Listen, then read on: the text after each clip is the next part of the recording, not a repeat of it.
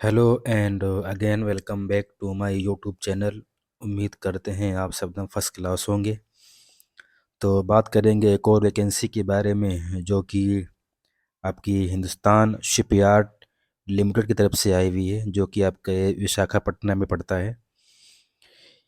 ये आपका जो शिपयार्ड है, यानी आपका ये हिंदुस्तान शिपयार्ड लिमिटेड, ये आपका मिनिस्ट्री ऑफ डिफेंस के अंडर में आता है।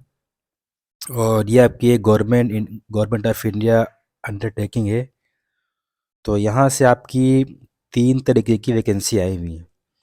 एक तो आपकी परमानेंट बेस पे हैं, और दूसरी आपकी फिक्स टर्म कॉन्ट्रैक्ट बेस पे हैं, और तीसरी आपकी जो है वैकेंसी वो आपकी fix term contract and part time basis पे हैं। तो इसमें 3 तरीके की वैकेंसी आई हैं। अब हम इसके अंदर जितनी भी चीज़ें हैं आप इसमें हम डिस्कस करते हैं, जैसे इसमें लास्ट डेट वगैरह हो गया है, और आपकी सैलरी कितनी बनेगी, क्वालिफ़िकेशन क्या है, कौन-कौन सी पोस्ट है, और आपका एग्ज़ाम पैटर्न क्या रहेगा। तो इन सभी को डिस्कस करेंगे। तो जो आपकी सबसे पहली पोस्ट है परमानेंट में, उसमें आपकी मैनेजर लीगल की है, और P2 पे आप देखेंगे तो मैनेजर कमर्शियल की है। इसके साथ-साथ हम डिस्कस भी कर लेंगे कितनी वैकेंसी कहाँ से आई हैं। तो मैनेजर की जो पोस्ट है उसमें आपकी एक ही पोस्ट है जो कि जनरल की है। मैनेजर में आपकी है मैनेजर कमर्शियल में, इसमें आपकी 2 पोस्ट है, दोनों आपकी अनरिज़र्व में है। और देखिए इसमें जो पोस्ट कोड दे रखा है, तो नीचे इन्होंने सैलरी जो है वो पोस्ट कोड के अकॉर्डिंग इन्होंने डिस्कस किया है। और भी चीज़ें जो हैं इन्होंने नीचे नीचे डिस्कस की, वो भी इन्होंने पोस्ट कोड के अकॉर्डिंग डिस्कस किया है। तो आपको पोस्ट कोड को समझना और पोस्ट कोड को याद रखना बहुत ज़रूरी है, क्योंकि नीचे वो सारी पोस्ट कोड के अकॉर्डिंग उन्होंने डिस्कस की है। अब बात कर लेंगे मैनेजर की टेक्निकल की। तो इसमें आपकी टोटल 10 वैकेंसी हैं। आपकी 5 इसमें जनरल में हैं, 2 ओबीसी में और 3 आपकी एससी में रहेंगी। अगली है वो मैनेजर की आईटी एंड ईआरपी की। इसमें आपकी 2 पोस्ट है, दोनों आपकी जनरल में रहेंगी। डिप्टी मैनेजर की फाइनेंस, इसमें आपकी 3 पोस्ट हैं, और ओबीसी एससी जनरल में तीनों में इन्होंने एक एक पोस्ट रखी हुई है।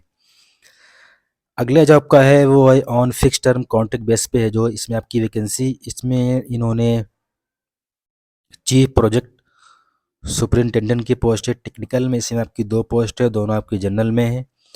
प्रोजेक्ट सुपरिटेंडेंट की है टेक्निकल की, इसमें आपकी 2 पोस्ट हैं, एक आपकी ईडब्ल्यूएस में है और एक आपकी जनरल में है। तीसरी जो आपकी है वो डिप्टी प्रोजेक्ट ऑफिसर की है, ये आपकी आईटी एंड ईआरपी में है। यहाँ से आपकी 5 पोस्ट हैं, और इसमें आपकी जनरल में 1 है, ईडब्ल्यूएस में 1, ओबीसी में 2 और आपकी एससी में 1 पोस्ट है। ऐसे ही आपकी डिप्टी प्रोजेक्ट ऑफिसर की है प्लांट मेंटेनेंस में, इसमें आपकी 4 पोस्ट हैं। और ऐसे आपकी डिप्टी प्रोजेक्ट ऑफिसर सिविल की है, इसमें आपकी 5 पोस्ट हैं। ऐसे आपकी डिप्टी प्रोजेक्ट ऑफिसर टेक्निकल की इसमें 23 पोस्ट हैं, इसमें आपकी जनरल में 11 हैं, एसटी में 3 हैं, एससी में 4 हैं, ओबीसी में 2 हैं, ईडब्ल्यूएस में 3 हैं। Deputy project officer HR training admin की 5 पोस्ट हैं। डिप्टी प्रोजेक्ट ऑफिसर लीगल, इसमें आपकी 2 पोस्ट हैं। Deputy project officer Delhi office, इसमें आपकी 1 पोस्ट है। और डिप्टी प्रोजेक्ट ऑफिसर सबमरीन, इसमें आपकी 10 पोस्ट हैं। डिप्टी प्रोजेक्ट ऑफिसर सेफ्टी, इसमें आपकी 2 पोस्ट हैं। Deputy project officer security and fire services, इसमें आपकी 1 पोस्ट है। मेडिकल ऑफिसर की 5 पोस्ट हैं। असिस्टेंट प्रोजेक्ट ऑफिसर डिज़ाइन की, इसमें आपकी 6 पोस्ट हैं। अब जो आपका तीसरा टाइप है वैकेंसी का, इसमें आपकी consultant on fix term contract in part time basis पे है, ये आपकी वैकेंसी रहेगी। इसमें आपकी सीनियर एडवाइज़र की है, सीनियर कंसल्टेंट की है, सीनियर कंसल्टेंट इंजीनियरिंग की है, senior consultant vendor and business development की है मुंबई, और आपकी सीनियर कंसल्टेंट की है आपकी, ये आपकी विशाखापट्टनम से senior consultant Delhi office consultant legal. तो इन सब में लगभग एक एक वैकेंसी है, केवल आपकी 2 सीनियर कंसल्टेंट इंजीनियरिंग में आपकी 2 वैकेंसी हैं। अब इसकी बात कर लेंगे लास्ट डेट की। तो इसमें अलग अलग इन्होंने दे रखा है। 24 दिसंबर जो है वो आपकी कंसल्टेंट जो पोस्ट है उनकी है, और 5 जनवरी वो आपकी एफटीसी जो आपकी पोस्ट हैं फिक्स टर्म जो आपकी हैं, और 15 जनवरी आपकी वो परमानेंट पोस्ट की है लास्ट डेट। तो इसमें लास्ट डेट अलग अलग हैं सबकी, इसको आप देख लेना। अब हम बात कर लेंगे जो आपकी परमानेंट वैकेंसी हैं और जिसमें इन्होंने क्वालिफ़िकेशन दे रखा है, अब इसको डिस्कस कर लेंगे। इसमें आपकी जो मैनेजर की पोस्ट है लीगल की, इसमें आपकी सैलरी जो पे बनेगी वो 60,000 से लेकर के 1,80,000 तक बनेगी। और जो आपका इसमें सीटीसी, जो आपका टोटल है सीटीसी, तो अभी हमने आपसे डिस्कस किया था ऊपर की तरफ कि आपको पोस्ट कोड याद रखना बहुत ज़रूरी है, क्योंकि नीचे जो इन्होंने सीटीसी दे रखा है तो वो इन्होंने पोस्ट कोड के अकॉर्डिंग दे रखा है। यहाँ पे इन्होंने केवल पे स्केल दे रखी है 60,000 से लेकर के 1,80,000 तक, लेकिन नीचे इन्होंने टेबल में पूरा सीटीसी दे रखा है कि आपका इसमें टोटल कितना बनेगा। आपकी इसमें एज मैक्स एज 40 ईयर्स है, और इसमें आपको पता है एक ही पोस्ट है। इसमें आपके पास ग्रेजुएट होना चाहिए, 3 साल की जो आपके पास बैचलर डिग्री होती है इन लॉ में 60% मार्क के साथ। ये आपके पास जो आपका 5 साल का है इंटीग्रेटेड डिग्री कोर्स होता है उसमें आपका लॉ होना चाहिए, इसमें भी आपके पास 60% मार्क्स होने चाहिए। और इसमें इन्होंने एक्सपीरियंस मांगा है, तो इसमें अभी आपके पास एक्सपीरियंस होना चाहिए कम से कम 9 साल का, जो आपके लीगल मैटर्स होते हैं उनको देखने का।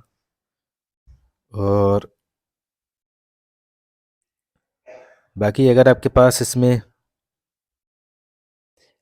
एक्सपीरियंस है तो आप इसके लिए अप्लाई कर सकते हैं। दूसरी पोस्ट है, देखिए ये जो आपकी परमानेंट वैकेंसीज़ हैं जो भी जिसको भी हम डिस्कस कर रहे हैं, इनमें इन्होंने एक्सपीरियंस मांगा हुआ है, तो आपके पास इतना एक्सपीरियंस होना ज़रूरी है। मैनेजर कॉमर्शियल की है, इसमें भी आपके पास सैलरी वही बननी है।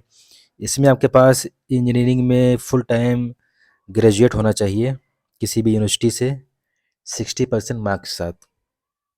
इसमें भी इन्होंने 9 ईयर का एक्सपीरियंस मांगा है रिलेवेंट फील्ड में, जैसे आपका ए नंबर पे दे रखा है procurement, supply chain management, inventory control, integrated logistics management वगैरह सिस्टम जो होता है इनमें, तो इनमें आपके पास एक्सपीरियंस होना चाहिए, तभी आप इसके लिए अप्लाई कर सकते हैं।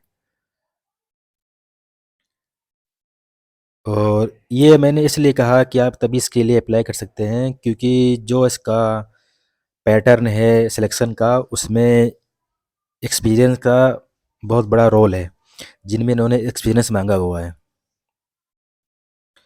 अब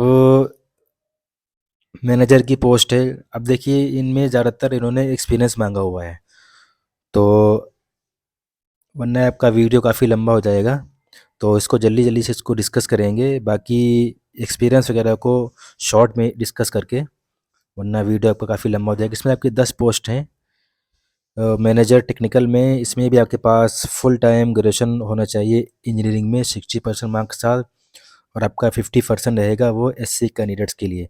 इसमें आपके पास मैकेनिकल है, इलेक्ट्रॉनिक्स है, वो आपकी इलेक्ट्रिकल है, नवल आपका आर्किटेक्ट है वगैरह है, इनमें आपके पास होना चाहिए। इसमें भी आपका एक्सपीरियंस मांगा हुआ है। वो जो आपकी अगली पोस्ट है P4 manager IT and ERP, इसमें आपकी 2 पोस्ट हैं। इसमें आपके पास फुल टाइम इंजीनियरिंग ग्रेजुएट होना चाहिए इन CSE IT या आपका EC, या आपके पास मास्टर होना चाहिए इन कंप्यूटर में 60% मार्क्स के साथ। इसमें भी आपका एक्सपीरियंस मांगा गया है 9 ईयर एक्सपीरियंस, ज़्यादातर इसमें उन्होंने 9 ईयर का ही एक्सपीरियंस मांगा मांगा गया है रिलेवेंट फील्ड में। अगली जो आपकी पोस्ट है वो है डिप्टी मैनेजर फाइनेंस की, इसमें आपकी सैलरी 50,000 से लेकर के 1,60,000 तक। CTC को हम डिस्कस करेंगे नीचे की तरफ। इसमें आपके पास ग्रेजुएट होना चाहिए फ्रॉम ICI CWEI, इसमें इसमें आपके पास 5 साल का एक्सपीरियंस मांगा हुआ है। अब जो अगली आपकी टाइप है वो है on fix term contract FTC basis पे, तो इसमें भी इन्होंने एक्सपीरियंस, अब इसमें देखिए ना 20 ईयर का एक्सपीरियंस मांगा गया है। एक्चुअली इसमें सैलरी आपकी अच्छी मिलेगी, तो इन्होंने एक्सपीरियंस मांगा हुआ है इसमें। चीफ प्रोजेक्ट सुपरिटेंडेंट की है, इसमें टेक्निकल की, इसमें भी आपके पास 60% मार्क्स के साथ फुल टाइम ग्रेजुएट होना चाहिए इंजीनियरिंग में, और इसमें आपका एक्सपीरियंस मांगा गया है। प्रोजेक्ट सुपरिटेंडेंट की है टेक्निकल की, इसमें भी आपके पास 60% मार्क्स के साथ फुल टाइम ग्रेजुएट इंजीनियरिंग में होना चाहिए, इसमें भी आपका एक्सपीरियंस मांगा गया है 18 ईयर्स। और फिर आपका नीचे की तरफ deputy project officer IT and ERP, इसमें भी आपके पास फुल टाइम इंजीनियरिंग ग्रेजुएट होना चाहिए सीएससी या आपका आईटी या ईसी में, या आपके पास मास्टर होना चाहिए कंप्यूटर में 60% मार्क्स के साथ, और अगर आप एससी कैटेगरी में हैं तो आपके पास 55% होना चाहिए।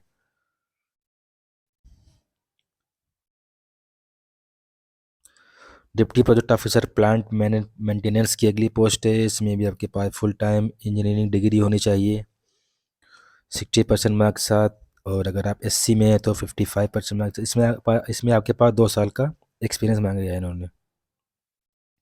डिप्टी प्रोजेक्ट ऑफिसर सिविल की पोस्ट है, इसमें भी आपके पास 60% मार्क्स के साथ फुल टाइम ग्रेजुएट होना चाहिए इंजीनियरिंग में, इन सिविल इंजीनियरिंग डिसिप्लिन में, और अगर आप एससी में हैं तो आपका 55% मार्क्स बनेगा।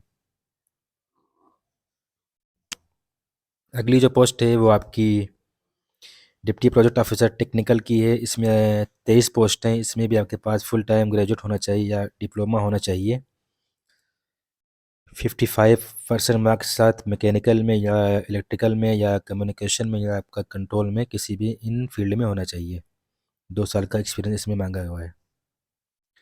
Deputy project officer HR training administration की है, इसमें आपके पास फुल टाइम ग्रेजुएट होना चाहिए एनी डिसिप्लिन, अगर आपके पास किसी भी डिसिप्लिन में ग्रेजुएट है फुल टाइम 60% मार्क्स के साथ तो आप इसके लिए एलिजिबल हैं, और full time post graduate degree आपके पास इसमें होनी चाहिए, या इसमें आपका ये मैनेजमेंट में होना चाहिए या एचआर में या आपका पर्सनल मैनेजमेंट में या आपका लॉ में होनी चाहिए, इसमें भी आपका एक्सपीरियंस है। अगली इसमें आपकी डिप्टी प्रोजेक्ट ऑफिसर सबमरीन, इसमें आपके पास 10 पोस्ट हैं, और इसमें आपका इंजीनियरिंग डिग्री या डिप्लोमा होना चाहिए, इसमें आपका मैकेनिकल या इलेक्ट्रिकल या इलेक्ट्रॉनिक्स में होना चाहिए, इसमें आपके पास 5 साल का एक्सपीरियंस मांगा गया है। अगली आपकी मेडिकल ऑफिसर की है, इसमें आपके पास एमबीबीएस डिग्री होनी चाहिए, और आपका इसमें रजिस्टर होना चाहिए इंडियन मेडिकल काउंसिल में, इसमें आपके पास 2 साल का एक्सपीरियंस मांगा गया है। और आपकी ये जो असिस्टेंट प्रोजेक्ट ऑफिसर की डिज़ाइन, इसमें भी आपके पास फुल टाइम डिप्लोमा या फुल टाइम इंजीनियरिंग ग्रेजुएट होना चाहिए 50% मार्क्स के साथ, mechanical, electrical, civil, naval, architecture, ship building, ocean engineering, marine engineering, इन किसी भी डिसिप्लिन में आपके पास होना चाहिए। अगली जो है आपकी टाइप वो नंबर 3, उसमें आपका consultants on fixed term contract and part time basis पे है, इसमें आपकी सीनियर एडवाइज़र की जो पोस्ट है, इसमें भी आपके पास full time graduate degree engineering में होनी चाहिए, मैकेनिकल, इलेक्ट्रिकल, इलेक्ट्रॉनिक्स 60% मार्क्स के साथ। जो अगली आपकी पोस्ट है वो आपकी सीनियर कंसल्टेंट की है, इसमें भी आपके पास बी बीटेक होना चाहिए किसी भी इन एनी डिसिप्लिन, या आपके पास एमएससी होना चाहिए आईटीसीएस, या आपके पास एमसी होना चाहिए 60% मार्क्स के साथ। इसे देखिए इसमें इन सारी फील्डों में लगभग इन्होंने एक्सपीरियंस मांगा हुआ है। अगली जो है आपकी वो सीनियर कंसल्टेंट की पोस्ट है, और सीनियर कंसल्टेंट वेंडर बिजनेस की पोस्ट है, तो जिसमें कम पोस्ट है उसको डिस्कस नहीं करेंगे वरना वीडियो काफ़ी लंबा हो जाएगा फिर। और बाकी ऊपर हमने डिस्कस ही कर दिया अच्छे से, तो अगर आपको लगता है कि आप इसके लिए आप इस पोस्ट पे अप्लाई करना चाहते हैं तो आप इसकी जो क्वालिफ़िकेशन वगैरह है उसको देख लेना। और बाकी अब यहाँ पे ये देखिए जो बात हम कर रहे थे ऊपर की तरफ, तो यहाँ पे इन्होंने अच्छे से इन्होंने डिस्कस करके रखा है, जैसे आपका इसमें जो रहता है डीए एचआरए वगैरह है, और आपका जो और अलाउंसेस वगैरह हैं 27% दे रखा है इसमें। तो जो आपकी ग्रेड E3 E2 है जो आपकी, इसमें आपका जिनकी पे स्केल 60,000 से लेकर के 1,80,000 तक है। उसमें आपकी करीब सीटीसी जो बनेगा आपका, वो एनुअल, वो आपका करीब 17 लाख करीब आपका, यानी करीब आपका 18 लाख रुपए एनुअल बनेगा। और जो आपकी E2 ग्रेड की है, जिसमें आपका पे स्केल 50,000 से लेकर के 1,60,000, 50,000 से लेकर के 1,60,000 तक, उसमें आपका करीब 15 लाख बनेगा पर एनम। और जो आपकी फिक्स टर्म है, ये तो आपकी परमानेंट का बात होगी। जो आपकी फिक्स टर्म की कॉन्ट्रैक्ट बेस पे है, जैसे आपकी चीफ प्रोजेक्ट ऑफिसर की है, इसमें आपका करीब 2 लाख बनेगा। और पर मंथ आपका बनेगा करीब 2 लाख रुपए। इसमें मंथली दे रखा है। प्रोजेक्ट सुपरिटेंडेंट की इसमें करीब आपका 2 लाख रुपए बनेगा per month. Deputy project officer की करीब आपका 80,000 बनेगा। जैसे आपका असिस्टेंट प्रोजेक्ट ऑफिसर की इसमें करीब आपका 60,000 रुपये सैलरी बनेगी। बाकी इसमें एज रिलैक्सेशन वगैरह आपका दे रखा है, इसको आप देख लेना अच्छे से। और इसमें जो आपकी इसमें एप्लीकेशन फ़ीस वगैरह है, वो 300 रुपये है। और जो आपके SC ST जो आपके PH कैंडिडेट हैं और जो आपके इंटरनल कैंडिडेट्स हैं, उनके लिए कोई भी फ़ीस नहीं है। और बाकी इसमें जो आपका मोड ऑफ सिलेक्शन रहेगा, वो तो हमने जो आपकी इसमें और जो आपकी इसमें शॉर्ट लिस्ट जो आपके कैंडिडेट होंगे, तो उसमें आपका वीडियो कॉलिंग मोड रहेगा, इंटरव्यू, या आपको फिज़िकली वहाँ पे उपस्थित होना पड़ेगा। फिर इसमें इन्होंने दे रखा है कि आपका इसमें जो जो आपके कैंडिडेट्स वगैरह हैं, तो इसमें आपका एक्सपीरियंस वगैरह है और जो आपका क्वालिफ़िकेशन है और एक्सपीरियंस, उसी के बेस पे ही इसमें आपका सिलेक्शन होगा। और उसी के बेस पे ही इसमें कैंडिडेट जो है वो शॉर्टलिस्ट किए जाएंगे। तो फिर इसमें जो आपका क्वालिफ़िकेशन है और जो आपका एक्सपीरियंस है, उसके बेस पे ये कैंडिडेट्स को शॉर्टलिस्ट करेंगे। फिर उसके बाद इनका ग्रुप डिस्कशन वगैरह होगा। फिर आपका इसमें प्रीलिम्स स्क्रीनिंग होगा, इंटरव्यू, और फिर इसी में आपका फाइनल सिलेक्शन इंटरव्यू भी होगा। फिर उसके बाद आपका इसमें सिलेक्शन होगा। तो बाकी इसमें no travel fare shall be paid to FTC and consultant post. तो जो आपकी इसमें FTC की पोस्ट हैं और जो आपकी कंसल्टेंट की पोस्ट हैं, उनके लिए कोई भी फेयर नहीं है ट्रेवल का। और लेकिन जो आपकी परमानेंट पोस्ट हैं, उनके लिए इन्होंने दे रखा है कि इसमें आपका सेकेंड AC ट्रेन वगैरह रहेगा, या आपका एयर का इसमें रहेगा कुछ ना कुछ। तो बाकी आपको इसमें समझ लेना है कि आपका इसमें एक्सपीरियंस और आपका इसमें जो एजुकेशन है, क्वालिफ़िकेशन, उसके बेस पे शॉर्ट लिस्टिंग होगी। फिर आपका इसमें प्रीलिम्स वगैरह होगा, स्क्रीनिंग इंटरव्यू, फिर आपका इसमें फाइनल सिलेक्शन इंटरव्यू भी होगा। फिर उसके बाद इसमें आपका सिलेक्शन होगा। बाकी इसमें जो कॉन्ट्रैक्ट वगैरह है, उसका भी आपको देखना पड़ेगा। जो आपके फिक्स टर्म जो कॉन्ट्रैक्ट है, उसको भी आपको उसमें देखना पड़ेगा, पूरा समझना पड़ेगा अच्छे से। अब यहाँ पे इन्होंने ब्रांचेस वगैरह दे रखी हैं कि अगर आप मैकेनिकल डिसिप्लिन में हैं और आपके पास ये ब्रांचेस हैं, तो भी आप इनके लिए एलिजिबल। जैसे इन्होंने मान के चलिए, इन्होंने क्वालिफ़िकेशन मांगा है कि आपके पास इलेक्ट्रॉनिक्स में आपके पास 60% होना चाहिए। तो इलेक्ट्रॉनिक्स के अंदर ये जो फील्ड आती हैं आपकी, इलेक्ट्रॉनिक्स है, electronics and communication, applied electronics. तो अगर आपके पास ये भी हैं, तो आप इसके लिए एलिजिबल हो जाएंगे। बाकी इसमें तो इतना ही दे रखा है। PDF काफ़ी लंबी पहले से हो गई है। आपको अप्लाई करने के लिए नीचे दे रखा है। और बाकी आपको अप्लाई करने के बाद आपको इसमें परमानेंट साइट पे विज़िट करना पड़ेगा, क्योंकि इसमें दे रखा है, आप देखेंगे तो डार्क ब्लैक में दे रखा है कि आपको बार बार विज़िट करना पड़ेगा डिफरेंट अपडेट्स के लिए।